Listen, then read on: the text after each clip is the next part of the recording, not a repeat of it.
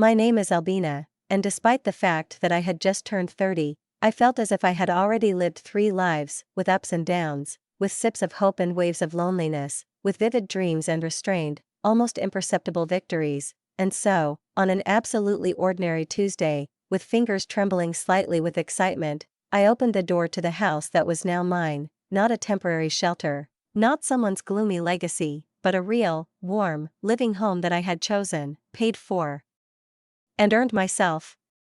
It was a 3-room, bright house with huge windows through which the sun scattered across the floor like honey on bread, with an open terrace entwined with wild grapes, and a garden that seemed almost unreal in its beauty: daisies, lilies, lavender, roses in disarray, which was the more beautiful the less it was strict symmetry. The realtor enthusiastically talked about how beautifully everything was arranged here, how well groomed the flower beds were, how the landscape was thought out, but I hardly heard him. I already saw myself in the morning, still in a bathrobe and with a cup of strong coffee, going out barefoot on the terrace and listening to something chirping in the bushes, and the air smells of earth and flowers. I saw myself at the weekend, wearing comfortable gloves and with a watering can in my hand, transplanting hydrangeas, singing old songs that were played in my grandmother's kitchen with the radio. And before we continue, write in the comments from which city you are watching this video. Enjoy watching. When we were alone, I stood in the empty living room, where the air still smelled of new wood and paint, and clutched the keys in my hand, as if I was afraid that someone would come and say, "Sorry, mistake, this is all not yours." But no one came. It was mine, my house, my beginning, after years of endless moving, neighbors behind the wall who argued with such fury that it seemed the walls would start to crumble, after suffocating kitchens where tiles had long lost their color, and after landlords who had one answer to any broken, "Your problem." Now it's not theirs, but mine, forever.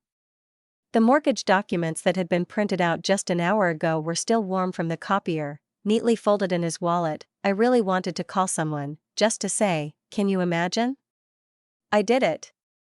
I wanted to share this impossible, incredible happiness, this moment that I could hardly believe in myself, but I didn't call. I stood alone and listened to the footsteps echoing on the wooden floor, and a mischievous, almost childish thought boiled up in me: what if we make a surprise? My birthday was just around the corner, in a few weeks, and suddenly a thought came to my mind, so simple that I even laughed. Combine 2 occasions, housewarming and birthday, make a celebration, real, warm, bright, with music, with wine, with snacks, with fireworks of surprise in the eyes of everyone who used to consider me an ever-rushing loser. Let them find out, let them see, let them be amazed. I predicted the reaction of my parents with amazing accuracy. David and Linda, when they cross the threshold and realize that their little, eternally lost daughter owns real estate, will surely experience shock mixed with irritation. And Claire, my perfect sister Claire, I imagined her holding a glass, looking around the interior, and her eyes involuntarily narrowed in perplexity. How the hell did I do that? After all, according to family logic, everything should have been different. Claire is brilliant, with a career in marketing, with a perfect figure and a perfectly honed life. She always walked in a straight line, and I zigzagged, through mud, over bumps, all these years, rented apartments, miserable salaries, trying here and there, as if I didn't know where I was going, but they didn't know the main thing. For 3 years I worked hard at a technology startup, at first almost for free, for wear and tear, without vacations or days off, with a laptop under my pillow, with anxiety in my chest, but with the belief that it was not in vain. And 6 months ago, a miracle happened that no one expected. The company was bought. And options that once seemed like empty numbers suddenly became money, the real ones, so real that it was enough for the first installment and there was still enough for the airbag. But I didn't tell anyone about it, not a word, not a hint, because I didn't see the point. They weren't interested. They never asked me how I was doing, what I was doing, or sent me messages like "proud of you." Why share with them what they would have missed anyway? Everything in my family was about Claire. She is the center. I'm a statistician, since childhood, when she brought her A's and her letters from school, and I brought my drawings and bruises. She is successful, correct, and brilliant. I am someone who will find myself someday, maybe, if you're lucky. And even now, when I'm 30, when I hold the keys to my own house in my hands, they still look at me as a teenager who, perhaps, will become someone worthwhile over the years. My plan was perfect: to write to everyone that I'm hosting a birthday party, without going into details, let them think that I just changed my place, nothing special, an ordinary Saturday, and only when they arrive, only then will they realize that this is my home, my pride, my victory. For the next 2 weeks, I lived in marathon mode. I chose furniture for a long time, with taste, consulting catalogs, plotting shopping routes, carrying boxes, trying on pillows like a dress for a date. I hung paintings, set clay pots with rosemary and thyme on the terrace, and transplanted daffodils and dahlias. I wanted everything, every little thing, to speak, I'm here, I'm at home, I deserve it. The guest list was short but accurate: my parents, Claire, and my 3 real ones. Sarah, whom I've been friends with since college, has gone through sessions, divorces, and parties with silly dances in the kitchen. Mike is the same colleague who became like a brother, supported me in dark times and knew more about me than I did myself. Jenny is a former neighbor who became a friend, with whom we baked cupcakes at night and discussed life on a bench outside the house. On Tuesday evening, I sent a message to everyone, simple, no hints: hello there. This Saturday at 1900 hours there is a party in honor of my birthday. I hope you will come. This year, everything will be special. And she attached the address. Without explanation, let them think I've moved, or I'm shooting something new, let them guess, a surprise is on the way. Then the waiting began, slow and almost awkward, with frequent glances at the phone and unbearably long minutes of silence. Usually, my friends, with whom I was always in touch, reacted quickly, within an hour or two, with jokes, exclamations, and plans for the evening. But with family it was always different. With family, they had their own rhythms, their own priorities, and responding to me never seemed to be on their to-do list. Sarah responded almost instantly, as if she was just waiting for an excuse to hear about me. Oh, my God, yes. A new address? Have you moved? I can't wait to see everything with my own eyes, she wrote, and there was so much genuine delight in her words that I caught myself smiling, which I couldn't contain. Mike sent a smiley face with a thumbs up and added, I won't miss it for anything. Jenny just couldn't stand it. She called right away, and as soon as I picked up the phone, there was so much sincere curiosity and joy in her voice. You have to tell me everything, right now. What is the special this year? Don't pull it, Albina. But not a sound from the family. Neither Claire, nor Mom, nor Dad bothered to even confirm receipt of the message. The whole week passed in complete silence. Friday evening, I had already started to hang garlands of LEDs on the terrace when the phone lying on the windowsill vibrated, and my heart thudded against my ribs, as if everything inside stopped for a second. It was Mom. Her message was as short as a receipt. Albina, we won't be able to come to your birthday party. Claire got a promotion, and that evening we throw her a birthday party. I'm sorry, dear, maybe next year. I froze. I stared at the screen as if there was something else in it. As if there was a real explanation behind that cold maybe next year. I reread the message over and over again, and each word, like a splinter, cut something inside. Am I really standing in the background again? Isn't even my 30th birthday worthy of their presence if Claire needs their approval again, as always? I typed and immediately erased a dozen responses, harsh, angry, offended, then ironic, then almost pleading. In the end, I still sent one message: Mom, Claire's party can be any other day, we're talking about my birthday. The answer was not long in coming. 20 minutes later, the screen flashed. Her promotion is a big deal, Albina. This party is important for her career. Do you understand? Yes, I understand. I realize that it's not me again, not mine again. What matters is Claire. I am a circumstance. They didn't say we'll try, or it's difficult, or even a simple we're sorry, just it's important for her career. My 30th birthday can be postponed, like a lunch, like a meeting, just another item on the calendar. I looked around the living room, where balloons were already hanging, the ones that I inflated myself, hung, matching the color to the new upholstery of the sofa. There was a list of dishes in the kitchen. A cake already ordered was waiting in the fridge, and chicken with rosemary was marinating in the oven. Everything was ready, everything was beautiful, and it all suddenly seemed pointless. I was 30 years old, and I was still standing in the doorway, like a little girl with a drawing in her hands, waiting to be noticed. Claire didn't write a word, no congratulations, no apologies, not even the standard I wish I could be: silence, complete, indifferent, deaf as a vacuum. and I suddenly remembered all those birthdays that had already happened before. Last year, they remembered a week later, a year earlier, 3 years later, and before that, a month later, with a postcard that said you were busy and we hope you had a good day. When recalled on time, everything was limited to a short message or call, no gifts. No surprises, no dinners or flowers, just happy birthday, darling, and that's it. And Claire had cakes with tiered candles, thoughtful gifts, bows, and family photos. There was everything I didn't have, and now, again. I was sitting on my new sofa, the only one I had chosen, bought and assembled myself, and everything inside me was shrinking. But then, as if a light had been turned on inside, I realized that I didn't want to ask anymore. I don't want to wait, beg, or adjust. I picked up the phone and called Sarah. "Hey," I said when she answered, "I have a little change of plans for Saturday." "Is everything okay?" "What is it?" she asked, hearing something in my voice. "I'm more than fine," I replied, feeling calmness creep into my chest. "Wait, and you'll see where we'll have fun. I just want you to know that you are the ones who are really important to me, and I have something to tell you.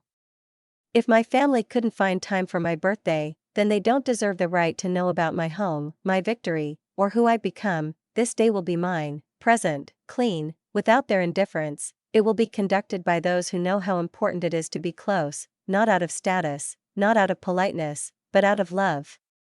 Saturday came, the sun went down slowly, as if giving me time for my last breath before starting. Sarah, Mike, and Jenny arrived at 7 sharp, and when they saw the house, I saw something in their eyes that I would not have seen in any message from my mother: astonishment, admiration, joy for me, the real one, without a shadow of envy, without attempts at comparison, just pure, kind amazement. We spent the whole evening on the terrace. The air was warm, it smelled of jasmine and something homey, maybe spices from the kitchen, maybe just the beginning of a new chapter. We ate takeaways, laughed, opened wine, and told stories. They didn't stop asking, "How, when, how did you decide?" "I've told you everything, about the startup, about an unexpected deal, about how options suddenly became real money, and how I bought this house on my own, without anyone's help." There was something special about sharing your victory, your home, and your joy with those who really want it, who can rejoice not out of politeness or duty, but from the heart, with the same sincerity that has the same value in your 20s and 50s. The party was almost magical, exactly as I imagined it to be, without forced smiles, without competitive conversations, without the feeling that I have to prove something to someone. Just warmth, laughter, candles, glasses of wine, toasts for me, the one who finally made it. When the last guests left, leaving behind the smell of perfume, laughter, crumpled napkins, and gifts stacked under the coffee table, I was left alone, alone with empty bottles of wine, gift wrappers, and silence, which, surprisingly, was not threatening, but almost cozy. I looked at my phone, which was on the charger in the corner, and realized, not a single call, no messages from parents, not a word from Claire, not even the boring, on-duty happy birthday. And in that absolute silence, against the background of the throbbing memory of the evening's laughter, I felt not pain, no, by that moment everything was already as if deadened, but some kind of deep, icy disappointment, similar to the sediment from cold coffee. You expected warmth, but received only bitterness.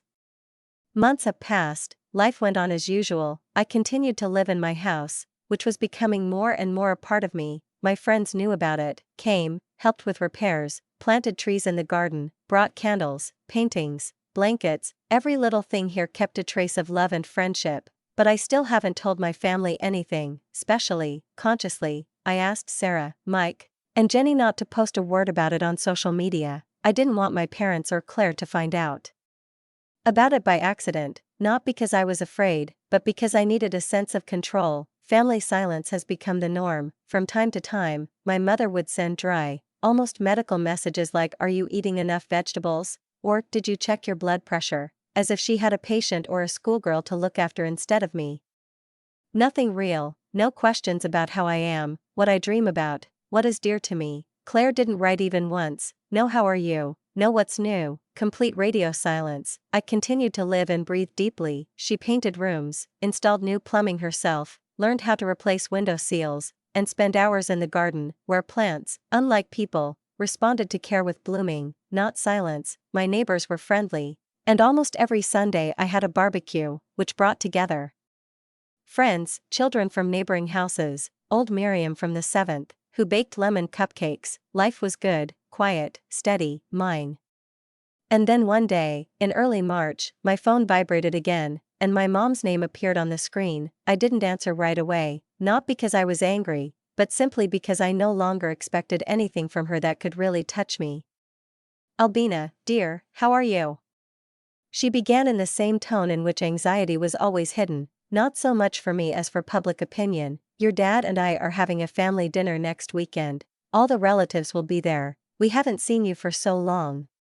Something in her voice, in her soft, subdued tone, made me suspicious. My mom never arranged family dinners for nothing. There was always some kind of agenda behind it. "When exactly?" I asked calmly. "Next Saturday, at 6, can you come?" "I will," I replied, necessarily. Saturday came quickly. I baked my own apple pie, according to my grandmother's old recipe, with cinnamon, vanilla, and crunchy oatmeal crumbs. I knocked on the familiar door of my parents' house, heard voices, laughter, someone dropped something in the kitchen, and my chest ached. It was familiar and painful. Mom opened the door, her face lit up with forced joy. "Albina, you've come," she said, and immediately reached for the pie. "Oh, let me take this," and without waiting for my consent, she disappeared into the kitchen with him. There were people in the living room that I hadn't seen in what seemed like forever. Aunt Carol, still bright, Uncle Jim, with a beer in his hand, cousins Mark and Lisa. They all greeted me, hugged me, but the questions were still the same, as if according to a template. "Who are you dating now? When is the wedding? What kind of job do you have now?" I was smiling. She smiled the way she had studied since childhood, softly, not too widely, so as not to betray irritation. She gave neutral answers. She was dodging. It was precisely because of this, because of the constant interrogations, comparisons, and the desire to fit me into someone else's standard, that I avoided family meetings, because all they cared about was why I wasn't like Claire. And so, as per the script, I saw her on the other side of the room, Claire. She literally glowed like a porcelain lamp, and next to her stood a man in an expensive suit, tall, confident, with a perfect hairstyle, tightly hugging her waist. She kept leaning over to the other women, laughing, and showing off her left hand, on which a ring sparkled. It immediately became clear what the whole evening was about. Dad led me to the dining room. I glanced at the long table. It was set, the setting was thought out to the smallest detail, and everything was designed for 12 people. My seat turned out to be the last chair, squeezed into the corner, as far away from the center as possible, from my parents, from Claire, from everything that was happening. Something pinched inside, but strangely enough, I felt relief along with it. From this angle, I could watch what was happening without participating. I could just be. "Dinner's ready," Mom announced, and everyone began to sit down. I settled into my corner seat, and while dishes rattled around, dishes were passed, toast sounded, I ate in silence. Fried chicken, mashed potatoes, vegetables, everything was delicious, as always. It's too familiar, it's almost cloying with memories. I sat in my seat, still in the corner, almost hidden from everyone's attention, like an old painting in a darkened part of the gallery that few people notice, and just ate, quietly and steadily, listening to the conversation about colleagues who went on vacation, about children going to college, about travel plans, which were discussed between jokes and pouring wine. Everything was predictable, familiar, like a recurring series. Familiar faces, the same lines, the same atmosphere of hidden hierarchy. And then Mom got up, tapped her glass with a knife. The clink reverberated through the room, silencing all the voices. I looked up and, despite my inner preparation, I felt the air in the room tense up. "Hello everyone," she began with that joyful, almost jubilant expression that always appeared on her face when it came to Claire. "Today we have wonderful news that we want to share." There was absolute silence at the table. Everyone turned to her, their attention focused on one point, and I felt something shrink inside, as if I already knew what would happen next, knew every word she would utter. "Our Claire bought herself a wonderful house," Mom said, beaming, as if she had just awarded her daughter the Nobel Prize. "We are so proud of her."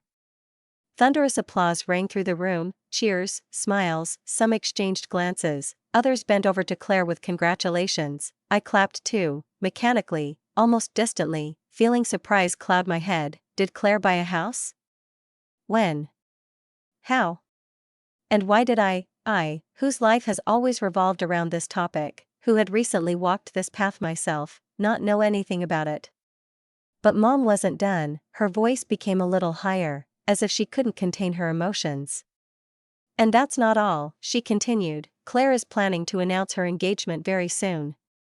More applause, this time even more boisterous, as if those present suddenly realized that they had witnessed a whole parade of family achievements. Claire, blushing slightly, raised her left hand, and the diamond ring caught the light of the chandelier, shimmering and blinding, as if on purpose. This ring seemed to realize its purpose and played its role no worse than the hostess. The man next to her, immaculate, tanned, and dressed in a suit that looked like something out of an expensive boutique window, smiled, squeezed her waist, and accepted congratulations with the air of a man confident that he had made the right choice.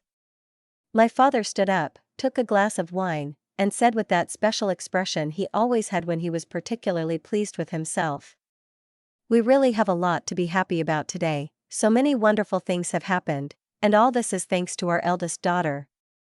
Our eldest daughter. From these words, something inside me shrank into a small, dense, bitter lump. I knew that tone, warm but cutting like ice. It was his father's voice when he wanted to emphasize that here she was, Claire, his pride, his triumph, his legacy, and everyone sitting at the table felt the air thicken. There was a pause, a strange, painful silence spread through the room. The guests exchanged glances. Even those who were far from family disputes felt something unkind slip between the lines.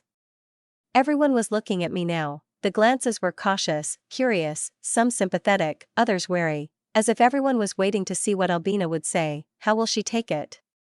I thought I could hear their thoughts. Would she blush? Will she smile through her tears? Run away?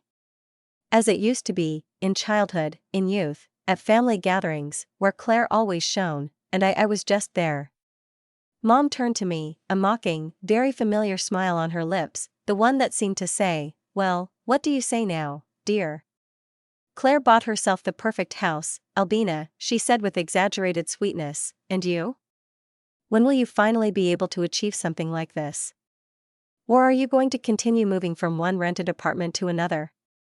And at that moment, a moment that would once have made me cry, run to the bathroom and sob, burying my face in a towel so that no one could hear, I suddenly felt an amazing calmness. There was no shame, no resentment, no anger, just a clear understanding that everything has changed. I put my fork on my plate, took a slow sip of water, and looked at my mother, straight, without fear, without bias. "Actually, Mom," I said calmly, almost gently, "I've already achieved that. I bought a house, months ago." There was absolute silence for a moment, so much so that I heard the clock on the wall click to a new minute. Everyone froze, like actors who had forgotten the text. People stared at me with expressions like I'd just confessed something impossible. Mom froze, her smile still holding, but already trembling. The father, with a raised glass, did not bring it to his lips. Claire's fiancé took a half step back, his eyes darting from Claire to his parents and back again. "What?" Mom finally managed, her voice thin as a wire. "I told you, Claire bought the house." I heard, I nodded, "But so am I. I bought my own house. It's been a few months now." "You? What is it?" she asked, as if testing my words to taste. "Did you buy a house? Really? Then why didn't you tell us about it?" I paused, looked her straight in the eye, and for the first time there was not a drop of fear inside me. The silence in the room became almost palpable, and this time, it was my silence. I looked at my mother with the same strained, polite, almost theatrical smile that she had given me just a minute ago when she publicly humiliated me in front of all her relatives, and replied calmly, without a trace of malice, with only a slight hint of fatigue in her voice, which, as I noticed, made her lips twitch slightly. "Well, Mom, you could see this house of mine if you came to my birthday party. After all, I was celebrating it at my new home." And then the air in the room seemed to change density, as if someone had pulled the plug out of the socket, and the whole system had failed. Several people literally gasped, and someone dropped cutlery. Aunt Carol dropped her fork right on her plate, and it clattered loudly, reverberating in all corners of the living room, and Uncle Jim, always a man of few words, dropped his jaw in amazement, like in a bad comedy, and froze with such a grimace that even I almost laughed. "Your birthday?" Carol asked, and her gaze darted from me to my mother, in which there was no longer a shadow of the former naive benevolence. "Linda, why didn't you go to Albina's birthday?" Mom's face turned red like a cherry in the August heat, and she froze, opening and closing her mouth like a fish caught in shallow water that is trying its best to breathe in air again, but does not know how to explain why she was out of the water. You could see how the wheels were spinning wildly in her head, how she was looking for a formulation that would both look decent and hide the unpleasant truth. We had a scheduling conflict," she finally said, too quickly, too stiffly, as if the words had been prepared in advance but forgotten until the right moment. "Schedule conflict?" I asked, not raising my voice, still completely calm. "Is that what we're calling it now? Because I remember quite clearly what you said then. You said that Claire's promotion party was more important than my birthday." I saw a silent but palpable tension ripple through the ranks of the guests. People began to look at each other, and I could feel their bewilderment growing, as their gazes no longer just followed the conversation, but sought confirmation. Could parents really neglect one daughter so much for the sake of another?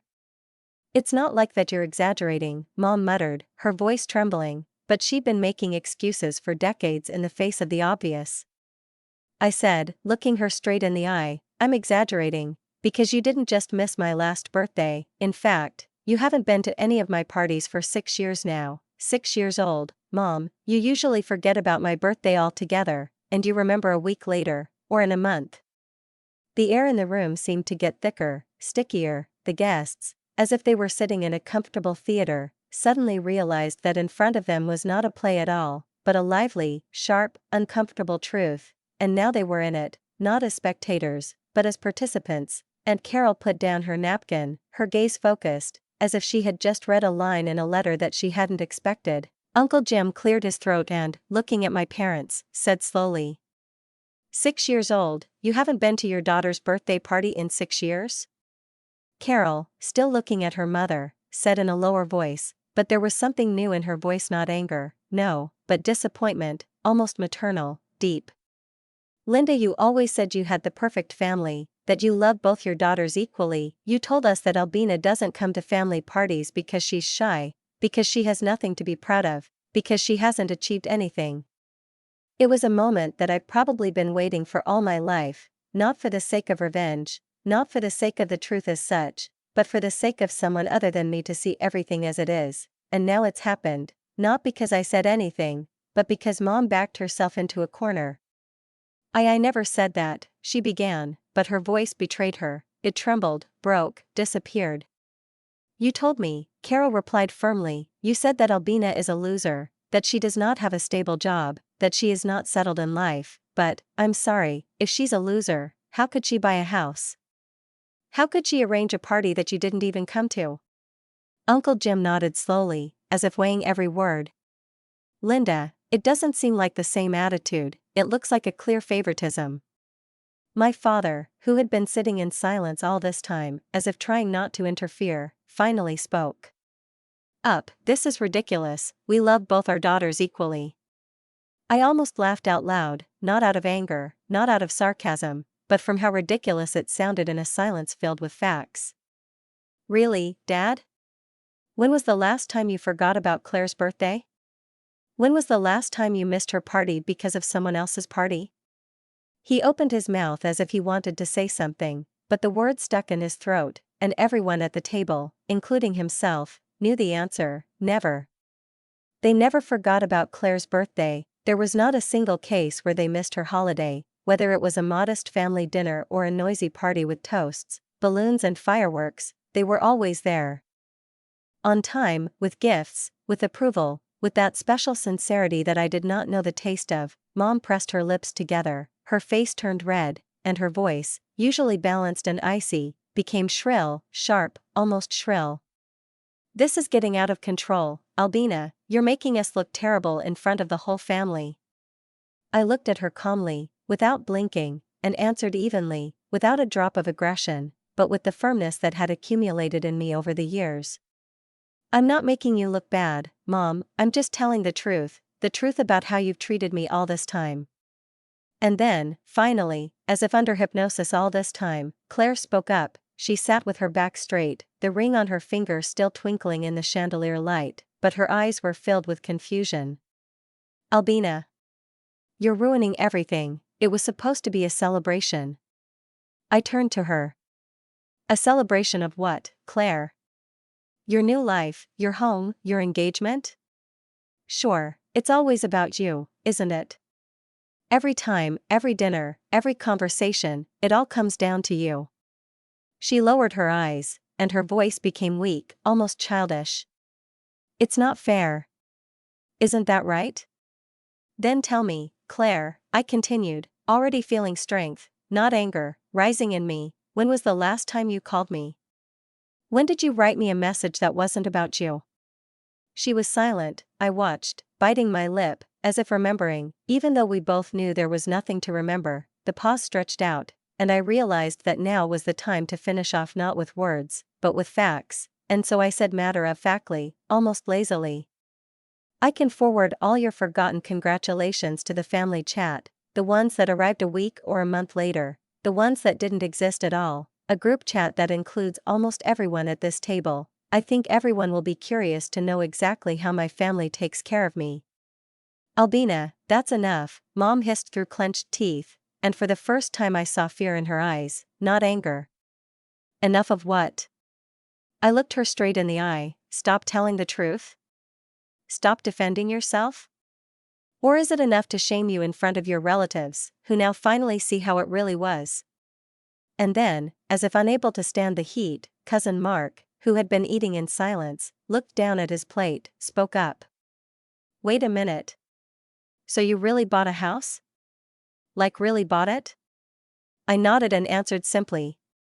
"Yes, 3 bedrooms, terrace, garden, I've been living there for several months now."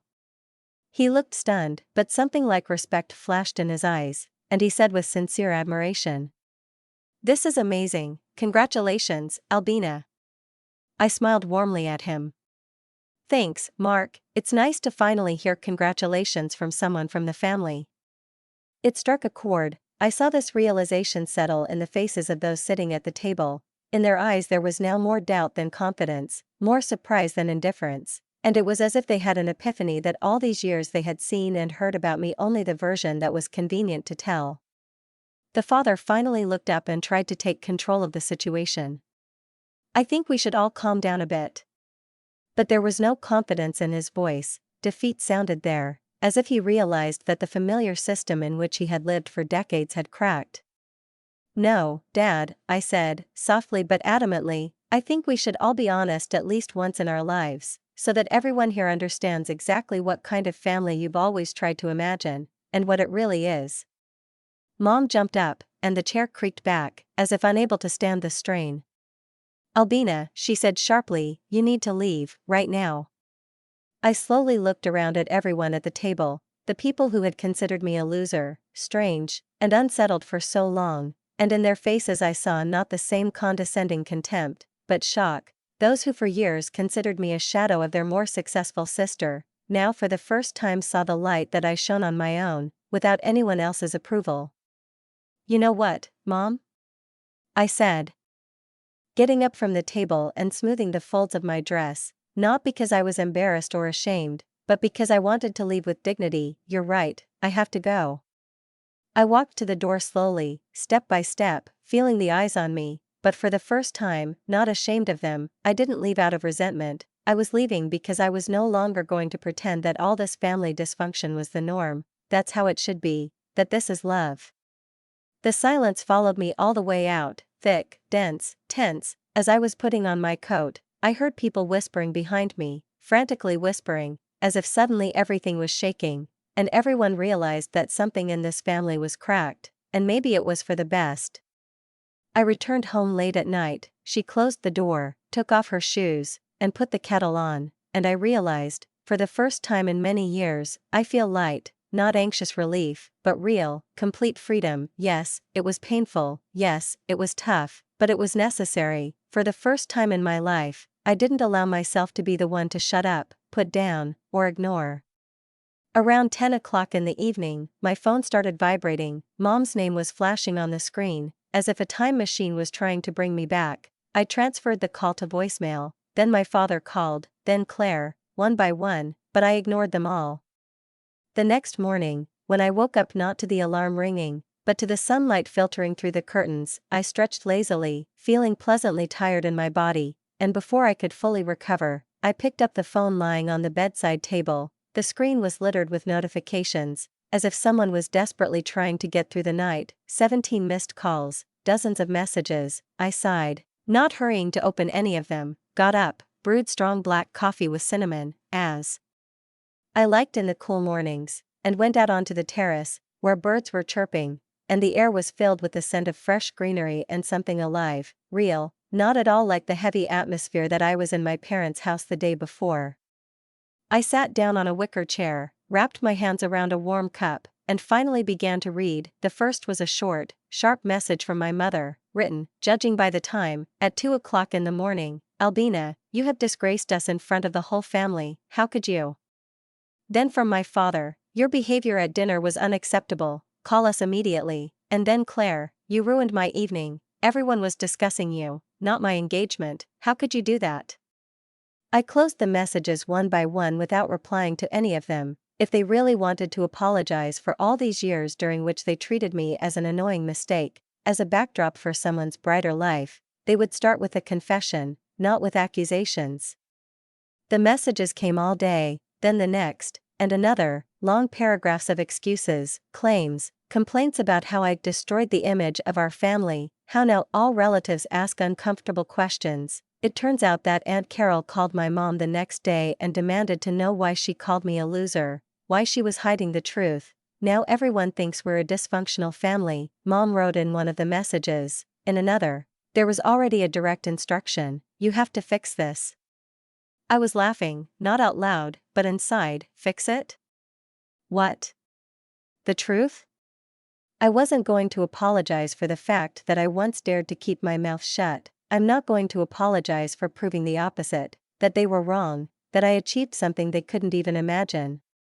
A week has passed. It was a sunny afternoon. I was digging in the garden, planting peonies, loosening the ground by young lavender bushes, and suddenly I heard the car door slam in the driveway. When I looked up, I saw Mom, Dad, and Claire walking toward my house. I wiped my hands on my jeans and, without changing my face, went to meet them. They didn't know how to behave, they stood shifting from one foot to the other, looking at the house they didn't believe in. It's a good place, Claire said first, and there was something in her voice that I hadn't heard from her before, envy.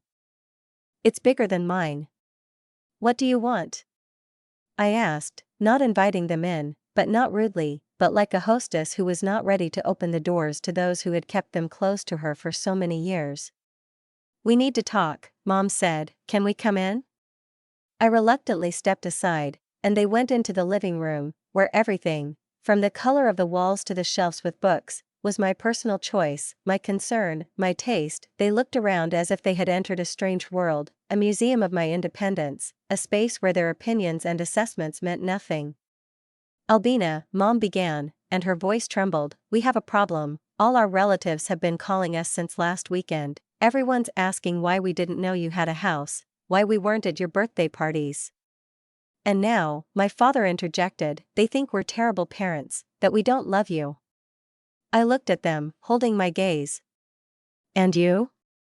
The question hung in the air like a stone dropped into still water. Neither of them responded immediately. Then Mom muttered, of course we do, you're our daughter. It's a funny way to show it, I said, feeling a wave of calm determination rise in me again. Claire stepped forward, as if she'd been practicing her speech. Look, we need to sort this out. I have a housewarming party next month, then the engagement, wedding. Half of the family doesn't want to come anymore because of all this drama. We thought you should have another party, housewarming party. We will help you, we'll invite everyone, then we'll tell everyone that everything is settled, that we've made up, that you've forgiven us. I looked at them, at their faces, and suddenly everything became crystal clear. Do you want me to lie? "We want you to help us save face," my father said. "We'll just arrange a reception, show everyone that we are a normal family." I didn't answer right away, I just stood there, absorbing this absurdity. After everything they had said and done, after all the years when I was in the last place for them, now they need my participation to maintain their illusion, and I knew that I would no longer participate in their play. I started laughing, at first quietly, restrainedly, as if some valve had opened inside me, releasing the tension that had accumulated over the years, and then louder and louder, not because it was funny, but because otherwise it was impossible to cope with this absurdity. They stood in front of me, adults, parents, my sister, and asked not for forgiveness, not for understanding, but for participation in an illusion, in a play where they were given the main roles again, and I was just a background shadow, silently approving of other people's decisions. "No," I said, no longer smiling cheerfully, but sadly, "I won't lie for you. I'm not going to pretend that we have a good relationship, and I certainly won't help you convince everyone around you that you were great parents."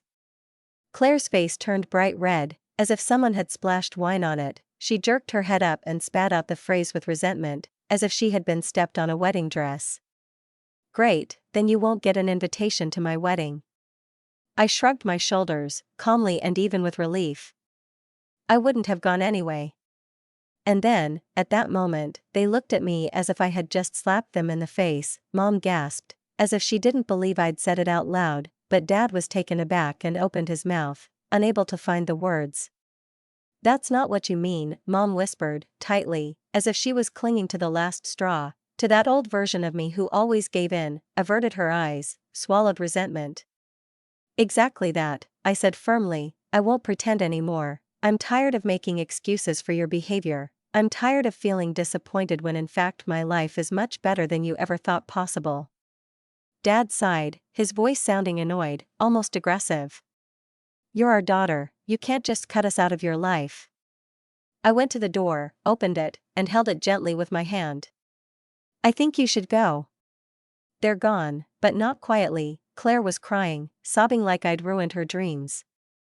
Mom was muttering something about how it wasn't over yet, that I would regret it, and Dad left, throwing taunts after me about ungrateful children and how we would understand that family is the main thing.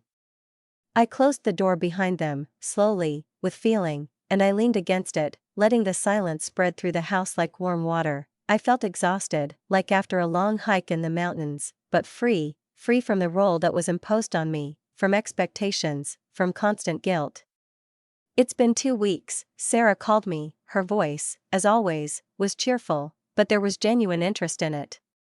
"You won't believe it, I learned from my cousin that almost no one came to Claire's housewarming party."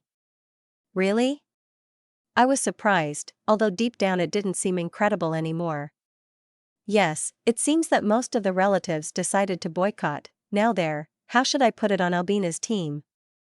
I felt a little awkward, but only for a moment. Actions do have consequences, and my family finally faced it. And then something unexpected and wonderful began. My relatives started writing and calling me personally. Aunt Carol invited me to her daughter's graduation, and we laughed as if we had never had 10 years of silence. Uncle Jim called for a barbecue and asked me to bring my apple pie, the one I once baked on my invisible birthday. Mark, my cousin, came to see my house and asked how I had chosen the color for the walls in the living room, because he wanted something similar in his apartment. I went to all these meetings, and for the first time in many years, I felt like myself, without the need to pretend, to please, to fight for attention, without my parents and Claire, who always turned any family event into a scenario where there were no chapters or lines for me. Many apologized, not pretentiously, not formally, just sincerely. They said they didn't understand why I hadn't shown up earlier, that my mother assured them that I was embarrassed, that I didn't want to see my family because of my failures. "We should have known something was wrong," Aunt Carol said. "We should have contacted you directly." It's been 6 months, and during that time, I became closer to my relatives than ever before. I arranged dinners, cooked for them, we laughed, took pictures, shared plans. I was part of a large group chat, where now everyone was sharing the news, sending pictures from trips and discussing who would have the next meeting. I wasn't just accepted, I was appreciated. I was no longer the other daughter, the backup Albina. I was just me. My parents and Claire? Radio silence. I heard somewhere that Claire got married after all. The wedding was modest and intimate. Many of the invited guests, as I was told, suddenly could not come. Accidents? I don't think so. I didn't miss them. Truth, I thought I would, but it turned out I didn't. My life has become quiet, clear, and for the first time honest. I was surrounded by people who really cared about me, who rejoiced at my victories, and did not belittle them, did not turn my steps forward into a reason for reproaches. Sometimes I walk through my house, through the rooms that I have arranged myself, stop on the terrace where birds are chirping and my flowers are growing, and I think, I'm proud of it, I'm proud of what I built, I'm proud of what I did, but most of all, I'm proud that one day I finally found the strength to say enough is enough, and she chose herself.